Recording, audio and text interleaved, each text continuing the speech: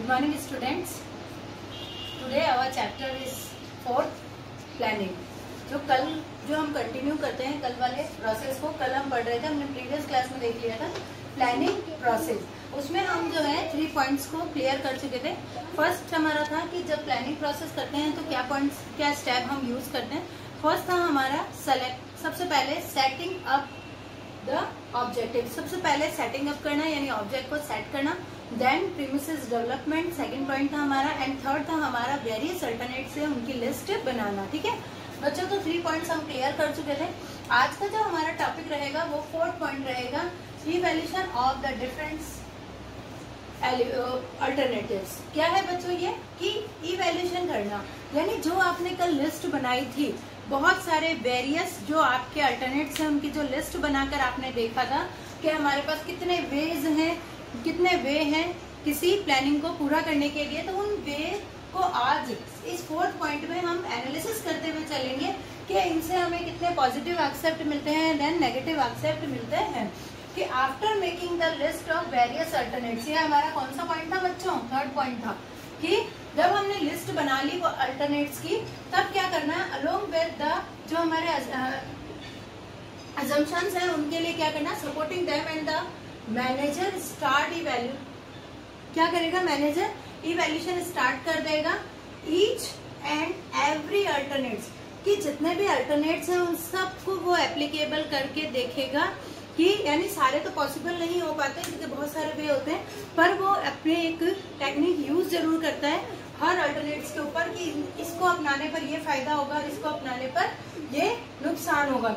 फिर लिखा है कि note down the positive and negative except of every alternates. फिर वो क्या करेगा, नोट डाउन करेगा कि किससे हमें कितने पॉजिटिव इम्पैक्ट मिल रहा है, किससे हमें पॉजिटिव इम्पैक्ट मिल रहे हैं और नेगेटिव इम्पैक्ट मिल रहा है। फिर उसके बाद जो भी बेस्ट अल्टरनेट होगा उसको वो क्या करेगा, सेलेक्ट करेगा, select as a best one. वो उनमें से जो अल्टरनेट्स अवेलेबल है उनमें से वो बेस्ट अल्टरनेट्स को क्या करेगा, सेलेक्ट करेगा। तो आई होप बच्चों आपको ये प्रोसेस समझ में आया होगा।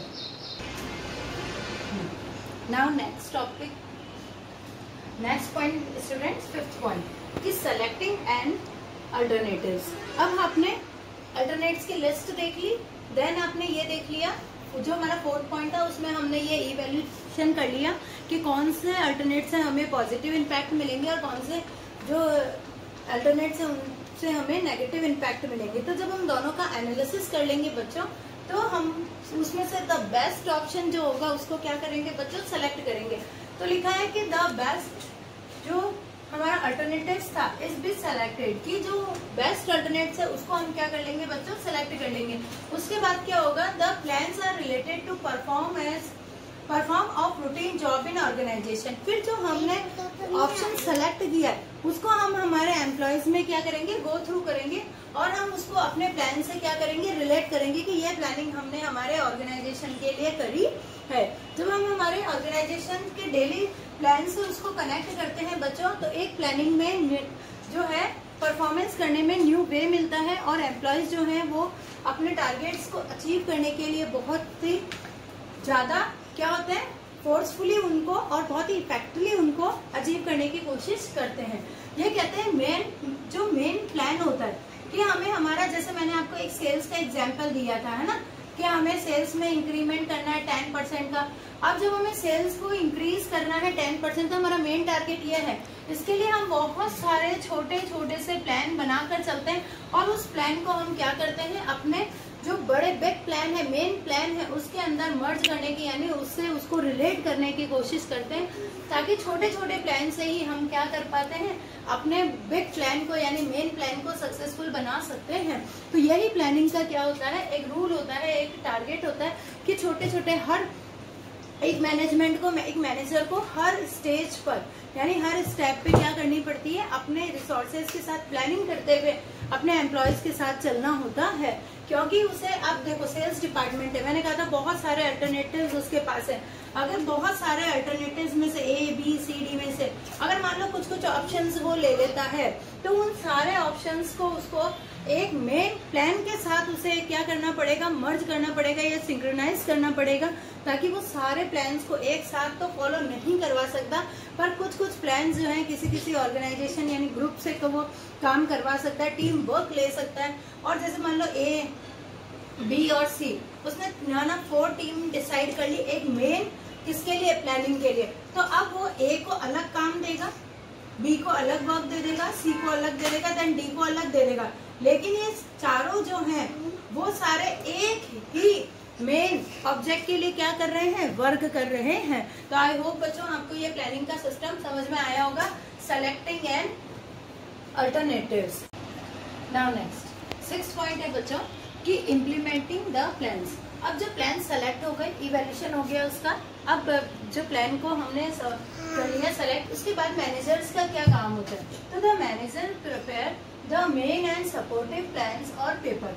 अब जो मैनेजर है उनका क्या काम रह गया कि वो जो मेन प्लान है उनके लिए और जो सपोर्टिव प्लान है उनके लिए नोट्स बना के रख लें कि किनसे हमें पॉजिटिव इम्पैक्ट मिलने वाले हैं और कौन से हमें पॉजिटिव या नेगेटिव इम्पैक्ट मिलने वाले हैं। उसकी जो वो लिस्ट बना करके पेपर वर्क करके रेडी रख लेता है, तो उसके बाद वो उसे क्या करता है, एप्लीकेबल करता है।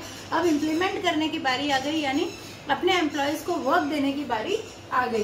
तो but there is no use, ये एक इम्पॉर्टेंट लाइन है बच्चों कि there is no use this plans unless and until there are put in action. कहते हैं कि जब तक कोई प्लान जो है बिल्कुल काम का नहीं है, अगर उससे एप्लीकेबल नहीं किया जाए तो, यानी जब तक वो एक्शन में नहीं आए तो प्लान सिर्फ पेपर में ही रह जाते हैं।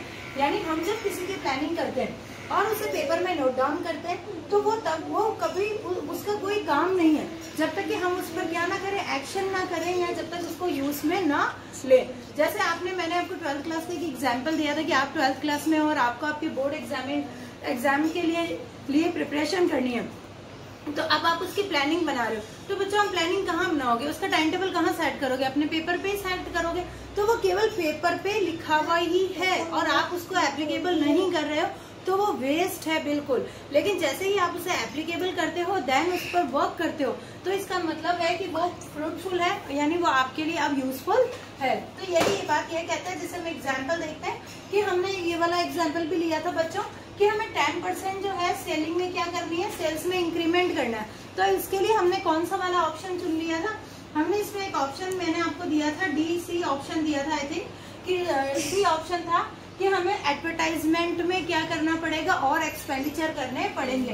तो मोर एक्सपेंडिचर इन एडवर्टाइजमेंट करना पड़ेगा। तो अब हमें उसके लिए क्या करना पड़ेगा, पेपर वर्क तो रेडी कर लिया है, अब पेपर वर्क को एप्लीकेबल करने के लिए बेस्ट मीडिया ऑप्शन उसमें सेलेक्ट करना होगा, मोर फंड इकट्ठा करना होगा, एक्सपेंडिचर्स एडवर्टाइजमेंट के लिए बहुत ज्यादा फंड देने पड़ेंगे, क्योंकि एडवर्टाइजमेंट पे जितना ज्यादा पैसा खर्च करोगे आपके जो प्रोडक्ट है उसकी मार्केट में उतनी ही ज्यादा क्या बनेगी, डिमांड बनेगी, उसकी एक प्लेस बनेगी, लोग उसको पहचानेंगे और उसकी डिमांड इंक्रीज होते ही आपकी प्रोडक्शन जो है उसमें भी क्या आ जाएगा, इंक्रीमेंट होने लग जाएगा। तो इस तरह से आई होप बच्चों आपको ये प्लानिंग प्रोसेस जो है उसका इम्प्लीमेंट द प्लान समझ में आया होगा। तो बच्चों कोई दिक्कत तो नहीं है इसमें।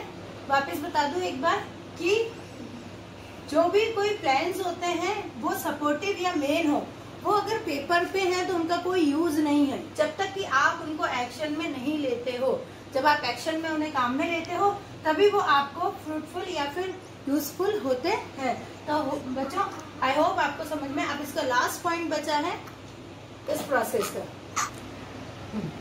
Now next students follow up. ये इस प्रोसेस का लास्ट टॉपिक है बच्चों, फॉलो अप। फॉलो अप का मतलब ये होता है कि जो हमने अभी तक प्लानिंग प्रोसेस यूज करी, उस प्लानिंग प्रोसेस को जब एप्लीकेबल कर दिया, 6 पॉइंट में हमने उसको एप्लीकेबल कर दिया था, यानी अप्लाई कर दिया था, इम्प्लीमेंट कर लिया था उसका अपने ऑर्गेनाइजेशन में, तो उसके बाद उसका क्या रिजल्ट रहा, मतलब उसका फीडबैक लेना। फॉलो अप का मतलब होता है फीडबैक लेना कि आपने जो प्लानिंग करी उसका फीडबैक जो है वो क्या निकल कर आया, क्या उस प्लानिंग को अपनाने पर आपको फायदे हुए नहीं हुए, ऑर्गेनाइजेशन को कोई बहुत अच्छा रिजल्ट मिला, यानी जो उसने अचीवमेंट रखे, मतलब जो उसने ऑब्जेक्ट्स रखे थे, क्या उस ऑब्जेक्ट्स को हम फुलफिल कर पाए, प्लानिंग नहीं कर पाए। तो ये सारी चीजें देखना मैनेजर्स का काम होता है। तो देखते हैं कि planning is a continue process. हम सभी जानते हैं जो प्लानिंग है वो क्या है, एक कंटिन्यू प्रोसेस है। तो कहते हैं कि so the manager is job does not get over simply by putting the plan, कि पुटिंग इन द एक्शन, कि केवल मैनेजर का वर्क वहीं खत्म नहीं हो जाता कि प्लानिंग को वो इम्प्लीमेंट कराया एंड देन फिनिश, अब उसका काम फिनिश हो गया क्योंकि उसने जो प्लानिंग ली थी वो फिनिश हो गई। ऐसा नहीं होता। प्लानिंग के बाद यानी उसे एप्लीकेबल करने के बाद उसका फॉलोअप लेना भी मैनेजर का ही काम होता है। तो ये भी एक मैनेजर का फंक्शन ही है कि किसी भी प्लानिंग का क्या लेना, फॉलोअप लेना। Then the managers monitor the plan, managers का काम होता है वो मॉनिटर की तरह वॉच करता है प्लान्स को वेरी केयरफुली, बहुत ध्यान से देखता है उसको, बहुत ध्यान से उसकी मॉनिटरिंग करता है कि इट्स अ सक्सेस और नॉट। लिखा है व्हाइल इट इज इम्प्लीमेंटेड, कि जब उसे इम्प्लीमेंट कर दिया यानी प्लानिंग को अपने एम्प्लॉयज में इम्प्लीमेंट कर दिया, उसके बाद भी वो सक्सेस हो रही है नहीं हो रही है, कहीं वो अपने टारगेट से डिस्ट्रैक्ट तो नहीं हो रहे, एम्प्लॉयज को समझ में आ रहा है, प्लानिंग को नहीं आ रहा, तो ये सारी चीजों के लिए प्लानिंग क्या करती है। तो ये मैनेजर्स के वर्क होते हैं स्टूडेंट्स कि वो अपने जो भी ऑर्गेनाइजेशन होती है उसमें प्लानिंग को गो थ्रू करने के बाद भी उसकी फॉलोअप तक वेट करती है कि इसका फॉलोअप जो है वो नेगेटिव आया है या पॉजिटिव आया है। इसका एक एग्जांपल देख सकते हैं बच्चों आप, अभी हमने एग्जांपल लिया था वो 10% इंक्रीमेंट वाला, कि अगर हमें सेल्स में 10% का इंक्रीमेंट चाहिए और हमने एडवर्टाइजमेंट को सेलेक्ट किया था, अब हमें उस एडवर्टाइजमेंट पे जितना हमने अमाउंट खर्च किया है यानी जो भी हमने फंड खर्च किया है, एक्सपेंड किया है, उसके ऊपर उसका रिजल्ट क्या निकल कर आया। अगर हमारी सेल बढ़ती है तो हमें ये मानना चाहिए कि हमारे जो प्लानिंग है वो सक्सेस हो रही है।